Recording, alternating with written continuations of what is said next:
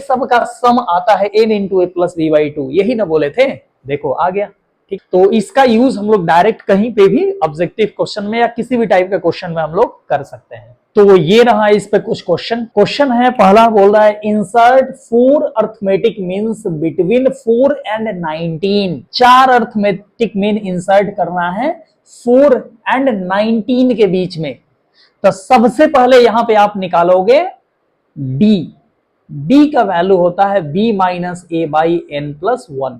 आपके पास a का value दिया हुआ है 4, b का वैल्यू दिया हुआ है 19 और n का वैल्यू दिया हुआ है 4। 4 am इंसर्ट करना है, ठीक है। तो यहां पे रख दो b minus A, that is 19 minus 4 by n plus 1 यानी 4 प्लस 1। तो 19 माइनस 4 15 बटा 5 यानी हो गया 3। ये हो गया डी का वैल्यू, आपको मिल गया 3। अब देखो, अब हमको चाहिए 4 एम्स। तो 4 एम्स चाहिए, माने A1, A2, A3 और A4। A1 होता है A प्लस डी, तो A का वैल्यू है अपने पास 4, तो हो गया 4 प्लस 3 यानी 7। A2 होता है A प्लस 2D, तो ये हो गया 4, A का वैल्यू 4 और 2D माने 6, तो ये हो गया 10। A3, अब ऐसे ही देखो कॉमन डिफरेंस है, D का वैल्यू 3 है तो D ऐड करते जाओ, मिलते जाएगा। 10 3 13 और फिर 13 3 A4 का वैल्यू हो गया 16, ठीक है। तो ये आ गया 4 मीन 7 10 13 16। अच्छा, बोले थे ना कि अगर A1 A2 A3 A4 4 arithmetic mean है या कितना भी अर्थमेटिक मीन है दो नंबर्स के बीच का, तो उसको दोनों के बीच में रखे तो एक एपी बन जाता है। तो यहां पे एक बार रख के देखते हैं, ये जो है ना 7 10 13 और 16 को हम लोग 4 और 19 के बीच में रखते हैं, 4 और 19 के बीच में। और देखो ये एपी एक बन गया क्या, 7 में से 4 घटेगा 3 आएगा, 10 में से 7 घटेगा 3 आएगा, सब जगह डिफरेंस 3 है ना। 16 माइनस 13 3 और 19 माइनस 16 3। तो ये एक एपी बन गया। हम लोग डिफिनीशन में यही चीज देखे थे कि एम्स तब बोलेंगे, दो नंबर्स के बीच का एम्स तब बोलेंगे जब उस सारे नंबर को दोनों के बीच में रखें तो एपी बन जाए। तो यहां पे बन गया, ठीक है। चलिए अब देखते हैं हम लोग दूसरा क्वेश्चन। देखिए बोल रहा है यहां पे there are n AMs between 3 and 17, माने a इक्वल टू 3 है और b है 17। बोल रहा है the ratio of the last mean to the first mean. n AMs है, मतलब ऐसा होगा A1 A2 A3 dot dot an। ये n एम्स किसके बीच में है, 3 और 17 के बीच में है, ठीक है। बोल रहा है ratio of the last mean to the first mean, माने लास्ट मीन an और फर्स्ट मीन A1। तो an बाई A1 क्या दिया हुआ है, last mean to the first mean is 3 upon a, 3 upon a। Then the find the value of n, n निकालना है आपको, ठीक है। चलिए an को क्या लिखोगे, a प्लस एन डी लिख दो, चाहे सिंपली 17 माइनस डी लिख दो, 17 माइनस डी। और a1 को क्या लिखोगे, 3 plus D equal to 3 upon 1। Cross multiply करने पे ये आ जाएगा 9 plus 3d equal to 17 minus D. D को इधर भेजें, 9 को इधर भेजें तो हो जाएगा 4d इक्वल टू 17 माइनस 9 यानी 8। तो डी आ गया 2। अब देखो हमको n चाहिए, डी आप जानते हो होता है b minus A by n plus 1 equal to 2, माने d बराबर 2 है तो इतना बराबर भी 2 होगा। अब देखो इसमें b का वैल्यू है 17, माइनस 3 करोगे तो आ जाएगा 14 बटा n प्लस 1 इक्वल टू 2। तो 2 से ये 7 बार में कटा यानी n प्लस 1 इक्वल टू 7, तो n इक्वल टू आ गया 6। यहां पे आपको n का वैल्यू चाहिए था तो इजिली यहां पे हम लोग निकाल लिए, ठीक है। चलिए देखते हैं एक और क्वेश्चन, इस पे हम लोग फिर आगे बढ़ेंगे। क्वेश्चन है insert AIIMS between 7 and 71 in such a way that the fifth AM is 27। तो बोल रहा है फाइंड नंबर ऑफ एएम्स, फिर से एन का वैल्यू ही पूछ रहा है। यहां पे बोल रहा है इंसर्ट एएम बिटवीन 7 एंड 71, मैंने ए और बी का वैल्यू दे दिया 7 और 71। बोल रहा है in such a way that fifth AM is 27, fifth AM मैंने A5 दिया है 27, तो नंबर ऑफ एएम यानी एन का वैल्यू पूछ रहा है। ठीक है, तो देखिए A5 क्या लिखोगे, A plus 5D equal to 27, A का वैल्यू है 7, 5 और डी को चलो अभी लिख देते हैं B minus A by N plus 1, तब B है अपने पास 71 minus 7 by N plus 1 equal to 27। देखो इसमें n एक अननोन टर्म है, बाकी सारा नोन टर्म है, तो इजिली यहां से n का वैल्यू आप फाइंड कर सकते हो। ठीक है, चलो हम फटाक से कर देते हैं। 7 को इधर माइनस करोगे तो आ जाएगा 20, और इधर 5 इंटू 71 में से 7 घटाओगे तो 64 बाई एन प्लस 1, तो 5 से ये 4 बार में कट गया और 4 से ये 16 बार में, तो n प्लस 1 आ गया 16, तो n का वैल्यू आ गया 15। तो यहां पे हम लोग देख लिए ये n का वैल्यू आ गया 15। चलिए बिल्कुल सही है ये 15। तो ये था अर्थमेटिक मीन पे कुछ क्वेश्चन हम लोग देखें। ठीक है, आगे बढ़ते हैं अब हम लोग। तो एपी का थ्योरी जो है वो लगभग खत्म हो चुका है और अब हम लोग देखने जा रहे हैं कुछ मिक्स्ड क्वेश्चन। तो ये रहा हम लोग का पहला क्वेश्चन जो कि 2020 में पूछा हुआ है। देखिए क्वेश्चन बोल रहा है कि if 3 to the power 2 sin 2 alpha minus 1 14 और इतना are the first 3 terms of an AP for some alpha then the sixth term of AP बताना है, T6 बताना है यहाँ पे, है ना, माने A प्लस 5D का वैल्यू बताना है। ये 3 टर्म है एपी का, तो देखो ये 3 टर्म है एपी का, तो क्या लिख सकते हो, हमको अल्फा का वैल्यू अगर निकल जाए तो ये नोन हो जाएगा, मैंने फर्स्ट टर्म भी मालूम है, डी भी मालूम रहेगा, तो हम लोग ये चीज इजिली निकाल सकते हैं। तो ये 3 टर्म्स जैसे ही दिखा हम लोग बोलेंगे 14 इक्वल टू इतना प्लस इतना बाई 2, यानी 3 to the power 2 sine 2 alpha minus 1 plus 3 का power 4 minus 2 sine 2 alpha by 2, या 2 इधर इनटू कर दो। ठीक है, तो ये हो जाएगा 28 equal to 3 to the power 2 sine 2 alpha, अब माइनस 1 को बाई 3 लिख सकते हो, और ये देखो 3 का पावर 4 माइनस इतना है तो इसको लिख सकते हो 3 का पावर 4 यानी 81 बाई 3 का पावर 2 साइन 2 अल्फा। अब ये 3 का पावर 2 साइन 2 अल्फा को कुछ मान लेते हैं, है ना, जैसे x मान लेते हैं, तो ये हो जाएगा 28 equal to X by 3 plus 81 by X. अब इसको हम लोग थोड़ा सिंप्लीफाई करते हैं, तो ये आ जाएगा कितना, एलसीएम हो जाएगा 3x और उधर चला जाएगा।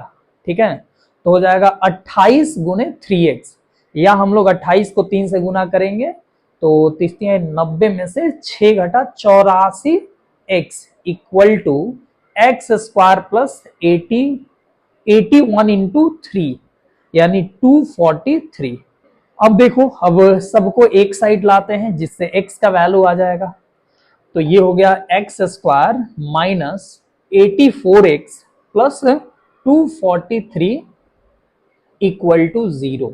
अब देखिए इसको सिंप्लीफाई करने के लिए 243 है और 84 है, तो 81 इंटू 3 हो जाएगा।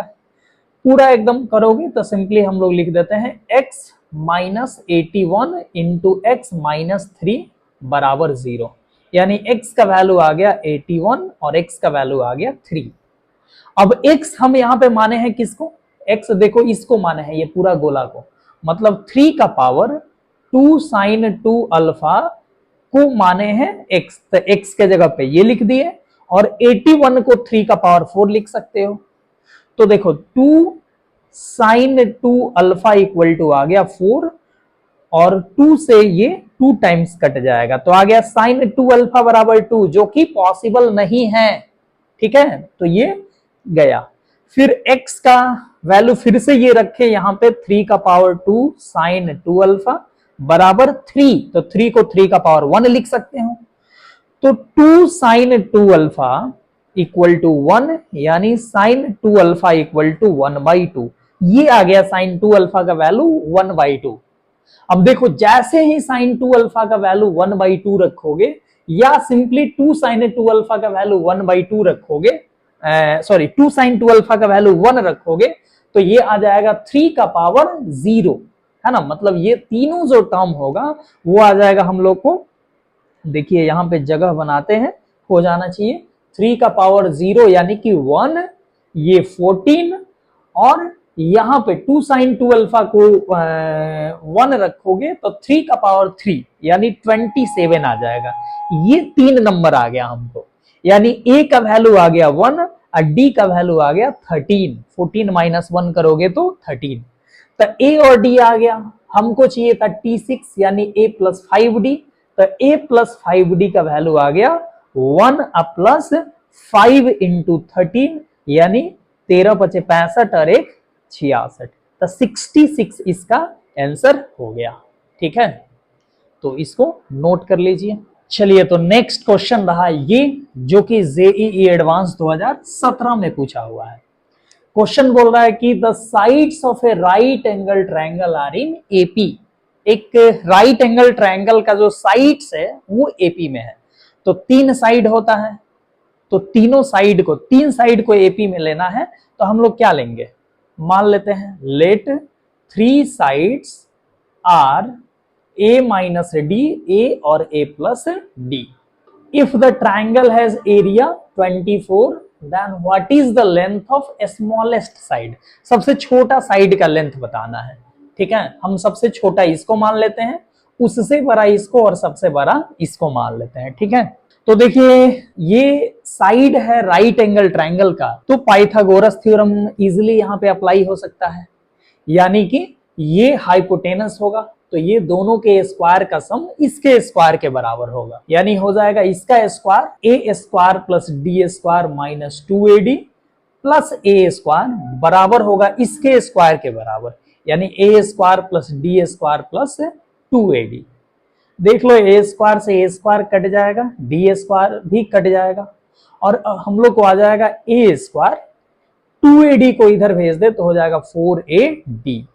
और ए काट सकते हो क्योंकि ए का वैल्यू 0 हो सकता नहीं है, क्योंकि ए एक साइड माने हैं और कोई भी साइड इसका 0 नहीं हो सकता है। तो ए इक्वल टू आ गया 4d। ठीक है, अब देखिए हमको ए का वैल्यू 4d आ गया, तो यहां पे रख दो तो क्या आ गया side 4d minus D that is 3d, और ए का वैल्यू 4d और ए माने 4d प्लस डी तो आ गया 5d। ठीक है, अब देखो बोल रहा है कि एरिया है 24, तो इसका राइट एंगल ट्रायंगल का एरिया होगा 1/2 बेस इंटू हाइट। ठीक है, तो ये हाइपोटेनस है, तो हाइपोटेनस ना ही बेस हो सकता है ना ही परपेंडिकुलर हो सकता है, तो इसको और इसको लेकर चलेंगे, यानी 3d into 4d equal to 24।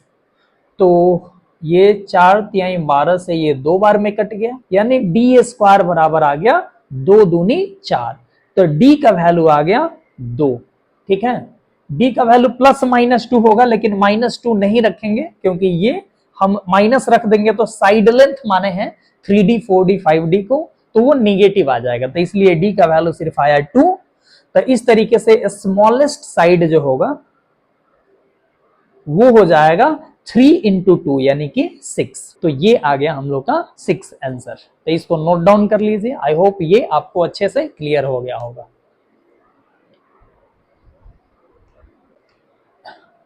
तो अगला क्वेश्चन रहा ये, जो कि जेईई 2021 में पूछा हुआ है। क्वेश्चन है कि let a1 a2 a3 be in AP if a1 plus a2 plus dot dot a10 by a1 plus a2 dot dot ap equal to इतना दिया हुआ है।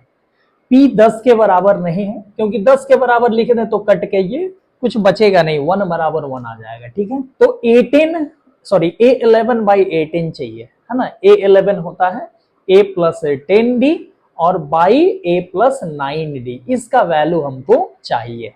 ठीक है, देखिए ये दिया हुआ है, इसको लेकर चलते हैं, ये हो जाएगा कितना, A1 A2 A3 A10 का सम, मतलब AP के 10 टर्म का सम क्या होगा, 10/2 2A प्लस 9D बाई ये P टर्म का सम होगा P/2 2A plus P minus 1 into D equal to 100/P² है।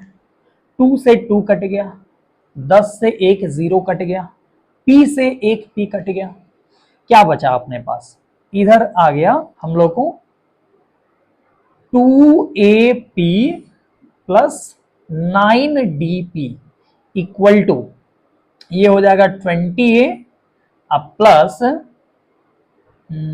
P minus 1 into 10D।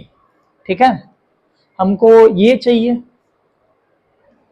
तो ऐसा करते हैं हम लोग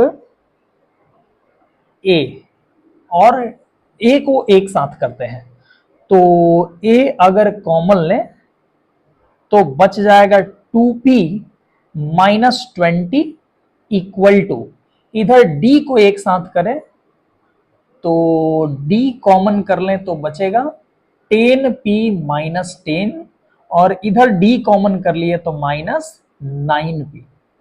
ठीक है, तो ये आ गया A और D को इधर बाई कर दो, A/D इक्वल टू हो गया 10P minus 9P that is P minus 10। अब बाई में इसको लेके जाओ तो 2P माइनस 20 से 2 कॉमन कर लो तो ये हो गया P minus 10, P minus 10 cut के आ गया 1/2, तो A/D आ गया 1/2।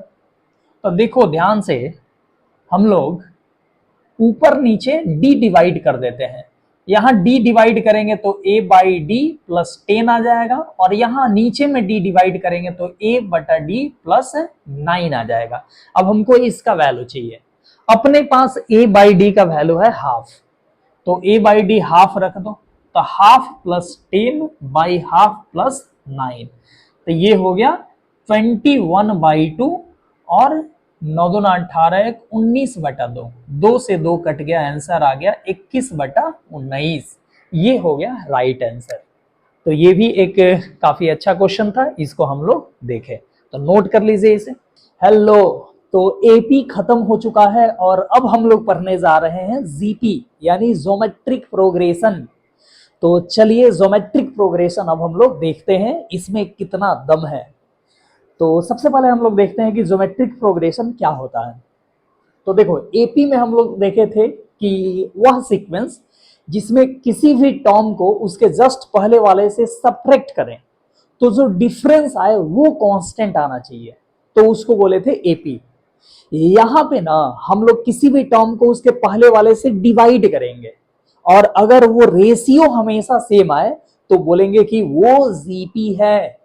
ठीक है, जैसे हम लिखें 2 4 8 16 32 डॉट डॉट, ध्यान से देखिएगा, बोलते हैं कि इसको इससे डिवाइड करें, तो 4 को 2 से भाग दोगे तो आएगा 2, फिर 8 को 4 से भाग दोगे तो आएगा 2, 16 को 8 से भाग दोगे तो आएगा 2, 32 को 16 से भाग दोगे तो आएगा 2। तो देख रहे हो यहाँ पे किसी भी टर्म को उसके जस्ट पहले वाले से भाग दे रहे हैं तो हमेशा 2 आ रहा है। तो अगर भाग देने पे हमेशा 2 आए तो ये सीक्वेंस को हम लोग बोल देंगे जीपी, और ये जो सेम रेशियो हमेशा आ रहा है इसको हम लोग बोल देते हैं कॉमन रेशियो ऑफ जीपी, और इसको डिनोट करते हैं आर से, यानी ये जीपी है और इसका कॉमन रेशियो है 2। देखिए इसी चीज को हम लोग लिखे हैं, a sequence in which ratio of any term and its just preceding term is constant is called GP. माने कोनो टर्म को उसके पहले वाले से भाग दें और कांस्टेंट क्वांटिटी आए, सेम आए, तो उसको हम लोग बोलेंगे जीपी। और लिखा गया है the constant ratio is called common ratio of GP denoted by R. ठीक है, कांस्टेंट रेशियो जो सेम वाला ये रेशियो आएगा उसको बोलते हैं कॉमन रेशियो ऑफ जीपी, और आर से हम लोग इसको डिनोट करते हैं। तो आई होप ये क्लियर हो गया होगा जीपी क्या होता है। एक और हम लोग एग्जांपल देख लेते हैं, जैसे हम बोले 3 -6 12 -24 डॉट डॉट, पूछे कि ये जीपी है कि नहीं, तो आप क्या करो, सेकेंड टर्म को फर्स्ट से डिवीजन करो। तो -6/3 क्या आएगा, -2 आएगा। 12/-6 आएगा -2। फिर -24 को 12 से भाग दोगे तो आएगा फिर से -2। तो देख रहे हो यहां पे हमेशा -2 आ रहा है, तो हमेशा सेम क्वांटिटी आ रहा है, तो बोलेंगे ये जीपी है और इसका कॉमन रेशियो है -2। तो देखो कॉमन रेशियो अगर पॉजिटिव लें तो ये मतलब कि सारा टर्म पॉजिटिव आया, बट कॉमन रेशियो माइनस में जब है तो इस जीपी का एक टर्म प्लस में, एक टर्म माइनस में, एक टर्म प्लस में, एक टर्म माइनस में, ऐसे ही अल्टरनेट आते जाएगा। ठीक है, और भी कुछ एग्जांपल्स देख सकते हो, जैसे हम बोले 1/2, 1/4, 1/8, 1/16 डॉट डॉट, बोले कि ये बताइए जीपी है कि नहीं। तो सेम काम करो, इसको इससे डिवाइड करो, 1/4 अपॉन 1/2, तो ये आ जाएगा 1/2।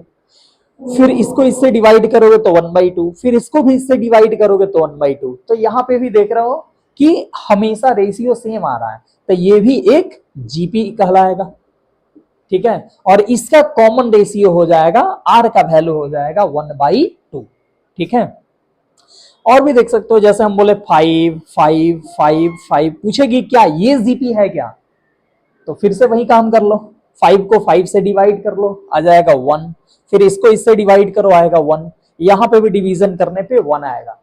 तो यहां पे भी सब जगह किसी भी टर्म को उसके पहले वाले से डिवाइड कर रहे हैं तो सेम आ रहा है, तो ये भी कहलाएगा जीपी और इसका कॉमन रेशियो होगा 1। ठीक है, अच्छा कॉमन रेशियो 1 होने पे ये कांस्टेंट जीपी हो जाएगा, मतलब ना ही ये घटेगा और ना ही बढ़ेगा, हमेशा सेम रहेगा, इसका सारा टर्म सेम हो जाएगा। कब, जब आर का वैल्यू, कॉमन रेशियो का वैल्यू हम ले लें 1। ठीक है, तो ये हो जाता है जीपी। जीपी क्या होता है ये हम लोग समझे। अब हम लोग देखने जा रहे हैं जीपी का nth टर्म। ठीक है, nth टर्म ऑफ जीपी। ठीक है, या इसी को हम लोग जनरल टर्म भी बोलते हैं, जनरल टर्म। ठीक है, या लास्ट टर्म भी बोलते हैं, जैसे हम लोग एपी में बोले थे। ठीक है, अच्छा ये nth टर्म ऑफ जीपी कुछ भी नहीं लिखा है तो आपको समझना है कि ये बिगिनिंग से है। ठीक है, फ्रॉम बिगिनिंग। चलिए, तो ये क्या होता है, कैसे इसका फॉर्मूला आता है, ये चीज हम लोग अब देखने जा रहे हैं। तो ध्यान से देखिएगा, अगर हम किसी जीपी के फर्स्ट टर्म को मान ले ए और कॉमन रेशियो को मान ले आर, किसी जीपी के फर्स्ट टर्म को ए मान लिए और कॉमन रेशियो को मान लिए आर। अब देखते हैं कि जीपी क्या होगा। जीपी इज, देखो फर्स्ट टर्म ए है तो पहले ए लिख दो। अब देखो जैसे एपी में हम लोग ऐड करते जाते हैं, नेक्स्ट टर्म चाहिए होता है तो ऐड करते जाते हैं। ठीक है, सॉरी, एपी में हम लोग ऐड करते जाते हैं, जीपी में क्या करेंगे, तो देखो जीपी में ना हम लोग मल्टीप्लाई करेंगे। देखो जैसे एग्जांपल लिखा था ना, 2 4 8 16 32, तो इसका कॉमन रेशियो 2 आया था। तो देखो 2 है और अगला टर्म चाहिए तो 2 मल्टीप्लाई किया गया है। किसी को लग रहा है कि सर ये तो ऐड किया गया है, तो ऐड नहीं है, मल्टीप्लाई है। ठीक है, यहाँ पे देख सकते हो, यहाँ पे 4 में 2 ऐड करोगे तो 8 नहीं आएगा, मल्टीप्लाई करना पड़ेगा। तो 4 में 2 मल्टीप्लाई किया गया है तो 8 आया, फिर 2 मल्टीप्लाई किया गया है तो 16 आया। मतलब आपको नेक्स्ट टर्म चाहिए तो कॉमन रेशियो को मल्टीप्लाई करना पड़ेगा। और कोई टर्म दिया है जैसे 32 है, इसके पहले वाला चाहिए तो कॉमन रेशियो से डिवाइड करना पड़ेगा। जैसे 32 है और इसके पूछे कि पहला टर्म क्या होगा, इसके जस्ट पहले वाला टर्म क्या होगा, तो बोलेंगे 32 में 2 डिवाइड कर दो, तो 32 में 2 डिवाइड करोगे तो 16 आ जाएगा। ठीक है, तो आइए, ए है सेकेंड टर्म, अगला टर्म चाहिए तो क्या करेंगे, आर मल्टीप्लाई कर देंगे तो हो जाएगा ए आर। फिर इसके अगला चाहिए तो क्या करेंगे, तो फिर से आर मल्टीप्लाई कर देंगे, ए आर इंटू आर करेंगे तो आ जाएगा ए आर स्क्वायर, फिर ए आर क्यू, फिर ए आर का पावर 4, ऐसे ही ये होते जाएगा। अब ध्यान दीजिएगा, ये है अपना पहला टर्म दैट इज T1, ये है T2, ये है T3, ये है T4, ये है T5। देखो सभी में ए तो है ना, यहां पे ए है, ए है, ए है, सब में ए है। ठीक है, अब देखो T5 है तो R का पावर 4 है, 5 से 1 कम है। ठीक है, T4 में R का पावर 3 है, T3 में r का पावर 2 है, T2 में r का पावर 1 है और T1 में r का पावर 0 हुआ होगा, तो r का पावर 0 1 हो गया होगा, इसलिए r यहां नहीं दिख रहा है। ठीक है, तो देख रहे हो यहां पे जैसे T5 है तो a r का पावर 4 मतलब 5 से कम हो गया, r का पावर 5 से कम हो गया। तो वैसे ही बोला जाए कि T10 क्या होगा, इसका 10वां टर्म क्या होगा, तो आप बोलोगे a तो होगा ही होगा।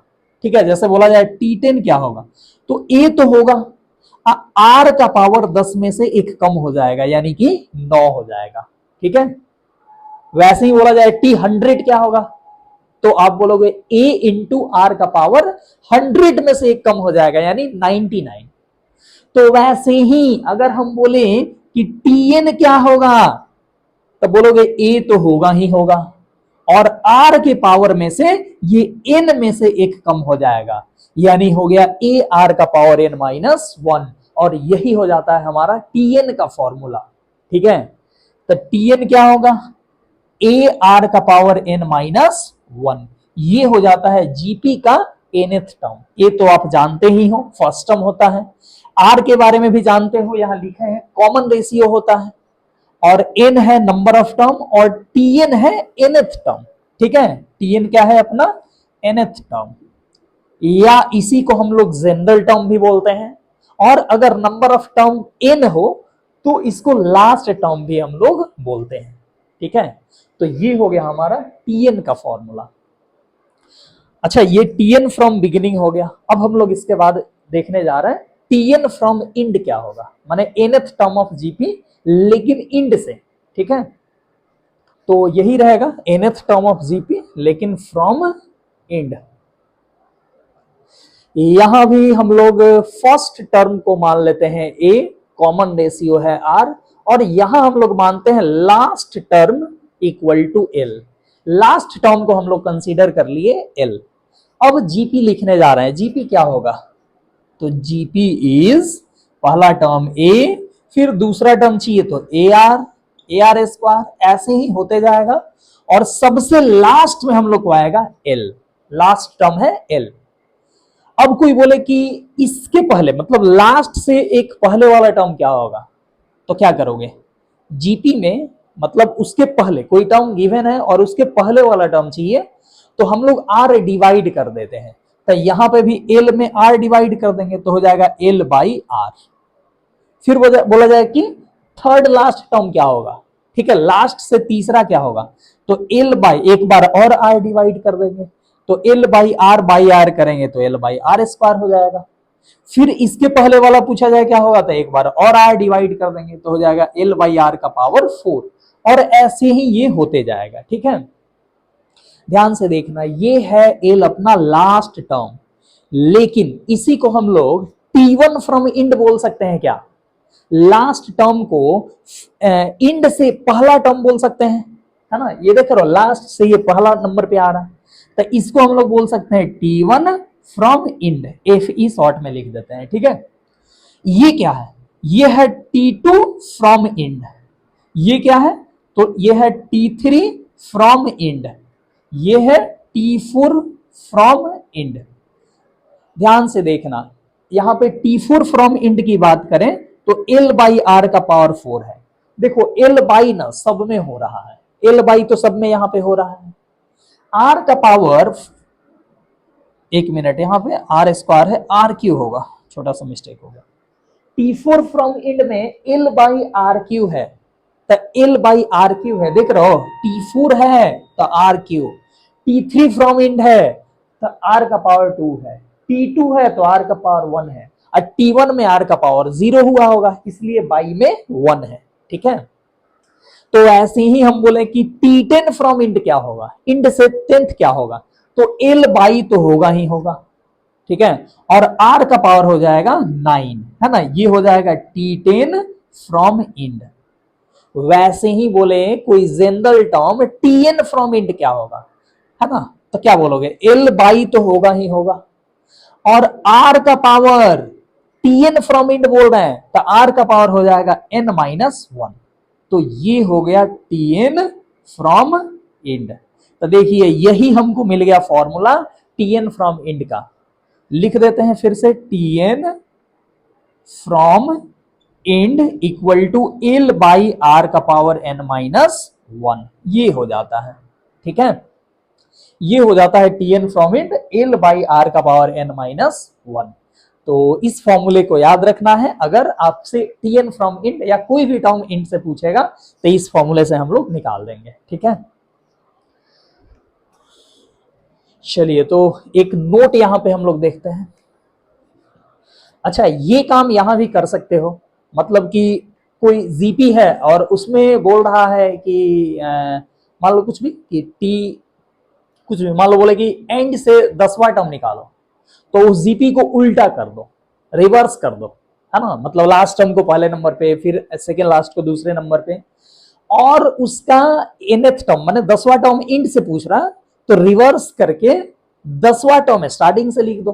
ठीक है, तो ये भी एक काम हम लोग कर सकते हैं। ठीक है, चलिए यहां पे हम लोग एक नोट देखने जा रहे हैं, और ये नोट है, जैसे हम बोले Tn from beginning into Tn from and, ये होता है कांस्टेंट, और ये कांस्टेंट होता है a इंटू एल के बराबर। a मतलब फर्स्ट टर्म और l मतलब लास्ट टर्म, है ना। देख सकते हो Tn फ्रॉम बिगिनिंग का फॉर्मूला था a r का power n minus 1 into Tn from and का फॉर्मूला हम लोग देखे थे l बाई r का पावर n माइनस 1। तो देखो यहां पे r का पावर n माइनस 1 यहां और यहां है, कट जाएगा, बचेगा a into L, a into L.